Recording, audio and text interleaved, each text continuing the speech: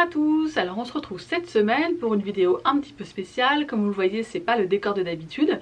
On est le 16 décembre 2019 et j'habite en Île-de-France, donc inutile de vous dire que les grèves perturbent beaucoup ma vie professionnelle et ma vie familiale, donc j'ai pu m'isoler quelques instants, quelques minutes pour tourner cette vidéo. Je me suis installée dans une sorte de placard.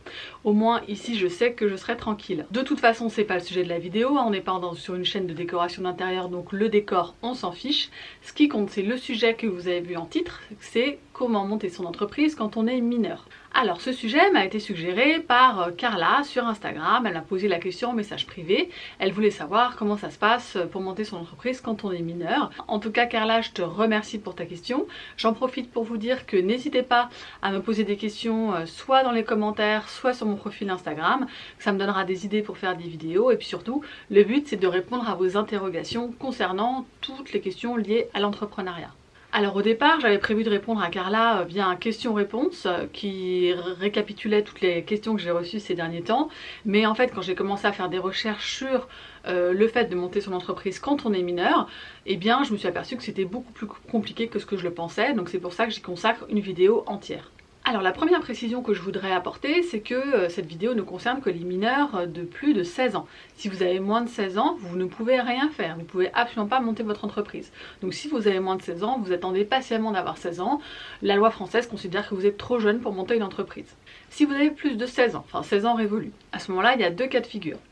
Soit vous êtes un mineur non émancipé, ça c'est l'immense majorité des cas, soit vous êtes un mineur émancipé et dans ces cas-là vous avez plus de droits par rapport à la création d'entreprise.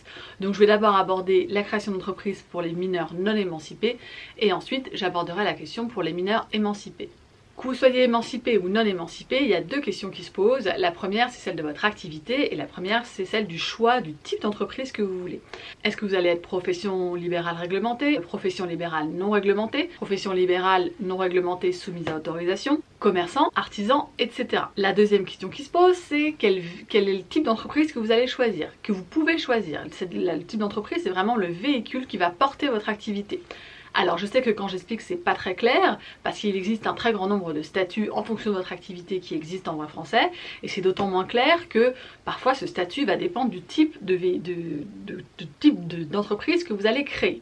On va pas rentrer dans les détails parce que personne ne comprend rien, y compris moi, hein, je ne comprends pas tout, c'est des différences qui sont en fait des différences fiscales, hein. C'est pour savoir quel régime fiscal on va vous appliquer, mais du coup en France il y a 15 statuts différents, c'est très compliqué. Vous, la seule question que vous devez vous poser c'est est-ce que vous allez être commerçant ou non, est-ce que votre activité est commerciale ou pas. Une activité commerciale c'est que vous achetez des produits pour les revendre. Par exemple, vous allez acheter des perles pour fabriquer des bracelets et revendre ces bracelets, vous avez une activité commerciale. Par contre, c'est le cas de Carla, je crois, qui est photographe, vous allez faire des photos pour vendre ces photos, ou alors vous allez faire des sites internet ou des blogs, à ce moment-là c'est de la prestation de service, ce n'est pas une activité de commerce, hein, vous n'allez pas acheter des choses pour les revendre, et dans ces cas-là ce n'est pas une activité commerciale. Cette question de activité commerciale ou pas commerciale, elle est fondamentale.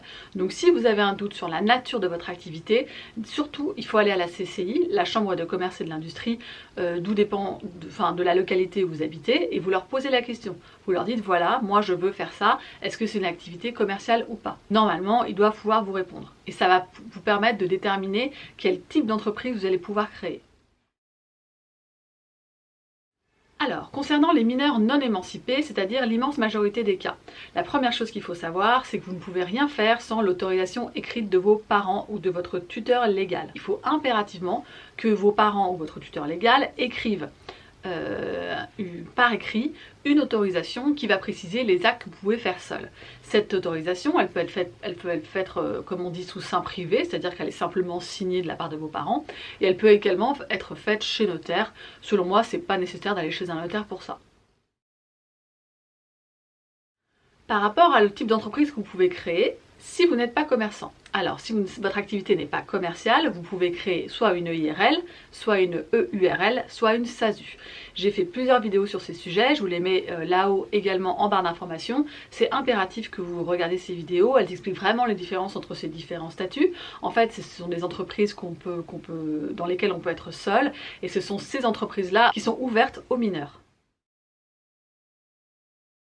Je précise que la micro-entreprise, qui est une forme d'entrepreneuriat assez récent et qui marche très bien en France, n'est pas ouverte aux mineurs. Je le précise parce que auparavant, les micro-entrepreneurs, on les appelait les auto-entrepreneurs. Et le statut de micro-entrepreneur a remplacé le statut d'auto-entrepreneur. Les auto-entrepreneurs pouvaient être mineurs, mais ce n'est pas le cas des micro-entrepreneurs. Donc si sur internet vous voyez des articles, parce que moi-même j'en ai vu, qui disent que quand on est mineur, on peut devenir auto-entrepreneur, peut-être, mais ce sont des articles qui sont dépassés et sachez que vous ne pouvez pas être micro-entrepreneur en tant que mineur. La seule chose que vous pouvez, les seules entreprises que vous pouvez créer, c'est EIRL, EURL et SASU. Maintenant, si votre activité est commerciale, à ce moment-là, vous pouvez simplement créer une EURL et une SASU. Vous ne pourrez pas créer de IRL parce que ça reviendrait à vous donner la qualité de commerçant, ce qui n'est pas possible pour un mineur. Pour les sociétés commerciales classiques, la SARL, la SAS, la SA, qui sont en fait des sociétés dans lesquelles il y a plusieurs associés, vous ne pourrez en tant que mineur jamais être soit le gérant de la société, soit le président de la société, c'est-à-dire vous ne pourrez jamais être le représentant légal de cette société, il faudra toujours que ce soit quelqu'un de majeur. Il n'y a que dans l'EURL ou la SASU où vous pourrez être soit gérant associé, soit président associé. Au sein de cette société, vous allez pouvoir administrer la société, c'est-à-dire procéder à des actes d'administration qui sont des actes d'administration courantes, par exemple acheter du mobilier, signer un contrat d'assurance, ça c'est typiquement des actes d'administration. Je précise qu'il faut que ces actes d'administration soient précisés dans l'autorisation écrite de vos parents. L'autorisation écrite de vos parents, elle doit répertorier tous les actes que vous êtes en droit de faire seul. Par contre, vous n'avez pas le droit de procéder à ce qu'on appelle les actes de disposition. Un acte de disposition, c'est en fait un acte dont l'objet va être de réduire le patrimoine de la société. C'est les actes les plus graves. Par exemple, signer un contrat de prêt, ça, vous n'avez pas le droit de le faire tout seul. Vous devez impérativement être accompagné d'un majeur ou le majeur doit le faire pour vous. Enfin, vous pouvez être simple associé dans une société avec plusieurs actionnaires, ça ne pose pas de problème. Par rapport aux impôts, il existe plusieurs manières d'imposer ces sociétés. Par rapport aux revenus que vous allez gagner par votre activité d'entrepreneur, vous, en tant que mineur non émancipé, vous êtes rattaché au foyer fiscal de vos parents. Donc, ce sont vos parents qui vont payer vos impôts. Ce sera inscrit dans la même fiche d'impôt et ce sont eux qui vont les payer. Donc, après, à vous de vous organiser avec eux. Est-ce qu'une partie de vos revenus sert à payer vos impôts? Est-ce que ce sont eux qui payent vos impôts? Est-ce que vous pouvez éventuellement demander une déclaration indépendante, ça se fait aussi. Il faut aussi l'autorisation des parents, donc de toute manière, la question doit être abordée avec vos parents. Maintenant, on va s'intéresser aux mineurs émancipés. Alors, l'émancipation des mineurs, qu'est-ce que c'est? C'est le juge des tutelles qui décide, si vous avez plus de 16 ans, de vous émanciper et finalement vous allez avoir les mêmes droits qu'un adulte. On fait ça en général quand soit il y a une situation familiale assez difficile, soit quand les personnes se marient, soit éventuellement quand les personnes gagnent de l'argent, ont des revenus, et du coup, d'un point de vue fonctionnel, ça fonctionne mieux si le mineur est émancipé.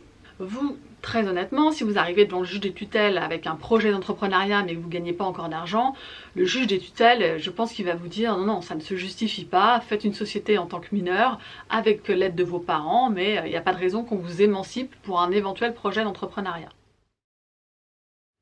Si votre activité n'est pas commerciale, dans ce cas-là, c'est pas compliqué, vous avez les mêmes droits qu'un adulte, c'est-à-dire que vous pouvez monter n'importe quel type de société, y compris le IRL. Là-dessus, il n'y a pas de problème, vous ne vous posez pas de questions, vous pouvez faire à peu près tout. Si votre activité est commerciale, là encore il faut passer par des autorisations, c'est-à-dire que vous pourrez le faire, mais il faudra une autorisation du juge des tutelles. Donc là c'est plus simple que si vous êtes un mineur non émancipé, mais vous avez quand même les autorisations à demander parce que vous n'avez pas tout à fait le droit d'être un commerçant. Pour le reste, vous avez les mêmes droits qu'un majeur. Par rapport à vos revenus fiscaux, en étant émancipé, vous allez avoir votre propre déclaration de revenus. Et éventuellement, il y a un système de dérogation si vous voulez être rattaché à la déclaration de revenus de vos parents. C'est des choses qui existent. De toute façon, comme d'habitude, tout est expliqué avec plus de précision dans l'article qui est joint en barre d'informations. Donc je vous invite vraiment à le lire, c'est très important. Et ce sera expliqué bien plus en détail que dans cette vidéo. La conclusion de toute cette vidéo, c'est que si vous avez un projet d'entrepreneuriat, il faut que vos parents ou vos représentants légaux soient associés à ce projet. Vous ne pourrez pas faire grand chose sans leur autorisation, puisque l'émancipation, il faut aussi qu'ils soient d'accord. Enfin, de toute façon, c'est vraiment quelque chose qui est très important. Si vous êtes mineur, vous êtes encore un enfant, et c'est important que des adultes soient associés à votre projet pour que vous ne tombiez pas dans des pièges, parce que l'entrepreneuriat, c'est compliqué.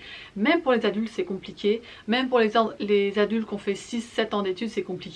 Donc c'est très important que vous soyez accompagné par des majeurs, et de toute façon c'est ce que prévoit la loi. Elle n'autorise l'entrepreneuriat pour les mineurs que s'ils sont accompagnés de majeurs dans la gestion quotidienne de leur société. Moi, à titre personnel, si mes enfants un jour veulent développer un projet d'entrepreneuriat tout en étant mineurs, je sais que je les accompagnerai dans ce projet. Je pense que je ferai un point au moins mensuel avec eux pour savoir où est-ce qu'ils en sont de leurs dépenses, de leurs recettes, etc. Par ailleurs, je vous incite vraiment à faire des stages ou à trouver des petits boulots qui vont vous apprendre la gestion, la comptabilité, l'administratif, la fiscalité, parce que ça, ce sont des aspects très importants de l'entrepreneuriat. C'est pour ça que moi je parle beaucoup de ces sujets dans mes vidéos, et ça, il y a très peu de parcours pédagogiques qui vont vous apprendre tout ça. Si vous faites une école de commerce, vous allez apprendre une partie de ces choses-là, et encore, ou alors si vous faites une école de comptabilité, mais pour tous les autres cursus pédagogiques, à l'université, une école d'art, etc., jamais on vous apprendra cette partie-là du travail, qui est la partie la moins glamour, hein. C'est pas très agréable de faire de la comptabilité, c'est pas très agréable de remplir des papiers et puis d'aller aux impôts pour savoir ce qui se passe. Il n'empêche que quand vous êtes entrepreneur en France, c'est 25 à 30% de votre activité, c'est de gérer ces questions-là, et si vous arrivez à les maîtriser à la fin de vos études grâce à des stages ou grâce à des petits boulots, eh bien vous aurez un avantage incroyable sur les autres, et ça vous permettra vraiment de mener à bien votre projet d'entrepreneuriat. Voilà, j'espère que cette vidéo vous aura été utile, et puis je vous dis à la semaine prochaine, au revoir.